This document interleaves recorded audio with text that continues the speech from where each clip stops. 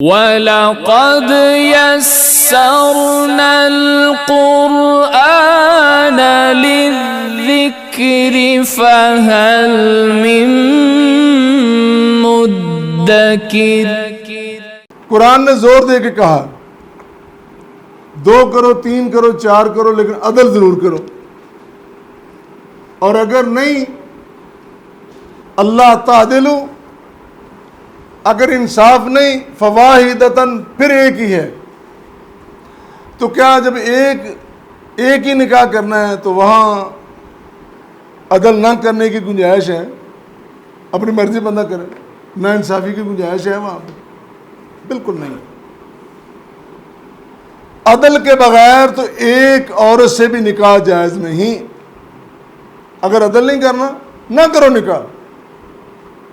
کس نے تمہیں کہا ہے ایک آزاد خاتون کو جس طرح تم آزاد ہو وہ بھی آزاد ہے، اس کے بھی حقوق ہیں، اس کی بھی عزت نفس ہے، اس کی بھی زندگی ہے، اس کی زندگی کی خواہشات ہیں، تمنائیں ہیں، تم اس کو نکاح میں لا کر گھر میں قید کر کے ڈال دو اور اس کے حقوق پورے نہ کرو اور عدل نہ کرو، انصاف نہ کرو؟ اسلام نے تمہیں اس بات کی اجازت نہیں دی اور اسلام اس کی اجازت نہیں دیتا ہے۔ عدل کے بغیر، پھر سن لیں، عدل کے بغیر 4 3 2 کیا ایک کی بھی اجازت نہیں ہے۔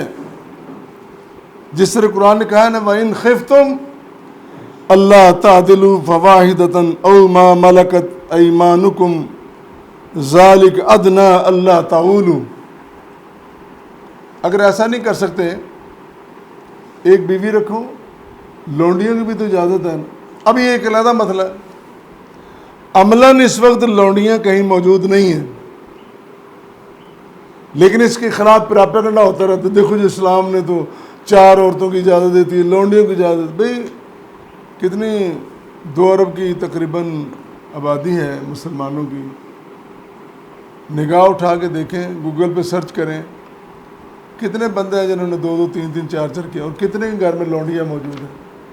عملاً یہ چیزیں نہیں ہیں، لیکن قرآن نے اس آپشن کو کھلا رکھا ہے۔ اگر ایسے حالات ہو جاتے ہیں پھر کہاں جاؤ گے شریعت بنانے کے لیے؟ پھر دین کہاں سے لاؤ گے؟ یہ دین آخری ہے، یہ شریعت آخری ہے، اس کے بعد کوئی دین نہیں، کوئی شریعت نہیں، کوئی نبی نہیں، کوئی رسول نہیں۔ رسول کریم صلی اللہ علیہ وسلم نے فرمایا کہ لا نبی بعدی، میرے بعد کوئی نبی نہیں، انا خاتم النبیین، میں خاتم الانبیاء ہوں۔ ہیلا ساز اتنے چلاک اور عیار ہیں، مرزا قادیانی کے ماننے والوں وہ پتہ کیا کہتے ہیں؟ وہ کہتے ہیں خاتم النبیین کا مطلب یہ ہے، تم تو کہتے ہیں کہ اللہ نے ختم لگا دی، مور لگا دی، نبی نہیں۔ وہ کہتے ہیں اللہ نے اس خاتم النبیین کو اتنا مقام دیا، اختیار دے دیا، امت میں سے جس کے سر پہ ہاتھ رکھو گے وہ نبی بن جائے گا۔ سوچو، جب شیطان مت مار دے نا بندے کی، یہ مت ماری ہوئی ہے نا کہ مسجد میں اللہ کے گھر جاتا نہیں ہے، تو باہر سڑک پہ ایک بندہ ننگا بیٹھا ہے، اس کو ہوش نہیں، عقل نہیں، شعور نہیں ہے، اس کے قدموں میں سر رکھ کے بیٹھا ہوا، بابا جی میری بند فیکٹری کھول دو، یہ نہیں کھول دی پہ۔ اللہ نہیں کھول سکا، معاذ اللہ، وہ کھولے گا۔ یہ کب ہوتا ہے؟ جب انسان کی عقل ماری جائے، عقیدہ توحید باقی نہیں رہتا، عقل ماری جائے، عقیدہ ختم نبوت باقی نہیں رہتا۔ یہ ساری اللہ تعالیٰ کی عطائیں، اس کی نوازشات، اس کی توفیقات ہیں۔ اللہ سے مانگتے رہنا چاہیے، اللہم وفقنا لما تحب و ترضا، اللہ میں وہ توفیق دے جس پہ تو راضی ہے، اللہ میں ہم سے وہ کام کروا جس پہ تو راضی ہے۔ پھر فرمایا کہ تمہیں اختیار ہے، پھر لونڈیاں بھی تو ہیں، لیکن عدل سے کام لو۔ اور اللہ نے یہ بھی فرمایا وَلَن تَسْتَطِيعُوا مجھے پتہ ہے تم استطاعت نہیں رکھتے کس بات کی، ان تعدلوا بین النساء ولو حرصتم، تم چاہنے کے باوجود بھی عدل نہیں کر سکتے، تم چاہنے کے باوجود بھی انصاف نہیں کر سکتے۔ مجھے پتہ ہے، بنانے والے کو نہیں پتہ تو کس کو پتہ ہے؟ ایک مشین جس کاریگر نے ایجاد کی ہے اس کو پتہ ہے اس کے فنکشن کیا کیا ہے، اس کی گارنٹی کتنی ہے، وہ اوپر لکھ دیتا ہے مشین کے اتنے سال بھی چلے گی، یہ اس کی گارنٹی ہے، وارنٹی لیٹر مل گیا۔ انسان کی کتنی گارنٹی وارنٹی ہے اللہ تعالیٰ کو پتہ، لیکن اس نے لیٹر نہیں دیا۔ اور نہیں، یہ بات میں نے اپنے پاس رکھنی ہے، اگر میں نے بندے کو بتا دیا نا تو نے اتنے دن رہنا ہے، جیے گا کیسے؟ جی نہیں سکتا۔ میں نے یہ علم اپنے پاس رکھا ہے، وَعِندَهُ مَفَاتِحُ الْغَيْبِ، یہ ساری غیب کی باتیں اس کے پاس ہیں، اس نے رکھ لی اپنے پاس، بندوں کو نہیں دی، نبیوں کو نہیں دی، رسولوں کو نہیں دی، اس کی مرضی ہے۔ تو کیا رب سے چھین لو گے؟ وہ کہتا مجھے پتہ ہے تمہیں اتنی طاقت نہیں کہ تم عدل کر سکو۔ جب عدل نہیں کر سکتے تو سر پہ اتنا بوجھ اٹھاتی کیوں؟ یہ رشتے جو بنائے جاتے ہیں انسانی زندگی کے سکون کے لیے، نسل انسانی میں اچھے اضافے کے لیے، کہتے نا بچہ ایک ہی اچھا جے نیک ہوئے تھے تو لین لگی ہوئے، کنے منڈے نے 12 منڈے تو باہر بیٹھے ہیں، بابا گھر نہیں جانا، گھر نو روٹی نہیں دے دیا تو پتر مینوں جو گھر بہن نہیں دے دے تو میں باہر بیٹھا، کنے 12 بچے۔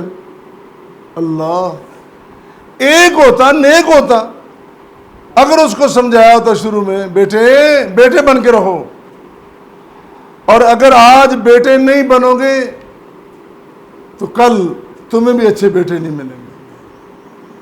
آج اپنے والدین سے اچھا سلوک کرو، کل تمہارے ساتھ کیا جائے گا۔ یہ دنیا مقافات عمل کی جگہ ہے، آج کرتے ہیں کل بھگتنا پڑتا ہے۔ آج جو کاشت کرو گے، جو بیجو گے، کل وہی کاٹو گے۔ کس طرح ممکن ہے کہ کانٹے بیجو اور کہو کہ مجھے پھول مل جائیں؟ آپ فصل کاشت کرتے ہو تمباکو کی، تو اگلے دن چلے جاؤ کہ میں تو دہانا لے آؤں ذرا میں کھا لوں، کتنے ہو جائیں گے؟ جو بیجو گے وہی کاٹو گے۔ تو قرآن کریم نے یہ فرمایا۔ ہاں ایک بات رہ گئی، وہ یہ فرمایا کہ تم ان کے حق مہر پورے دو، حق مہر پورے دو، اور اگر وہ راضی خوشی معاف کر دیں تو کر دیں۔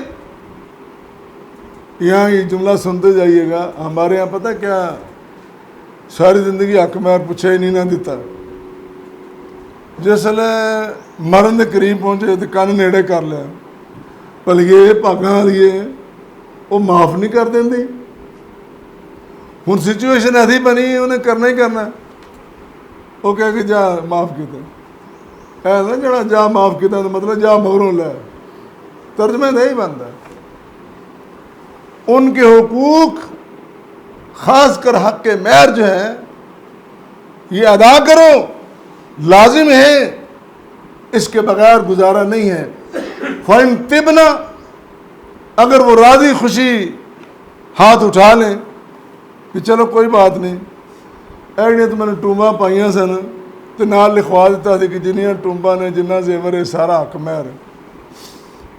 شروع ڈگری آ گئی، پڑھ لکھ گیا، کاروبار ہے کوئی نہیں، دونوں نے مل کے صلاح کی تھی کہ آپ ویچ کے تو آپ کاروبار کر لیں، ہو گیا۔ جتنا راضی خوشی ہوا تو پھر تو ٹھیک ہے۔ تو جو وہ بھی آگے بڑے ترلے مارے، دیکھیں نا گزارا نہیں اپنا، تو یہ وہ، اب وہ آ گئی، وہ کہتے میں کہاں جاؤں اس کو چھوڑ کر، ہیلے کر کے بہانے کر کے بیویوں کے حقوق پہ، ان کے مال پہ قبضہ کرنا قرآن نے اجازت نہیں دی، حدیث نے اجازت نہیں دی ہے۔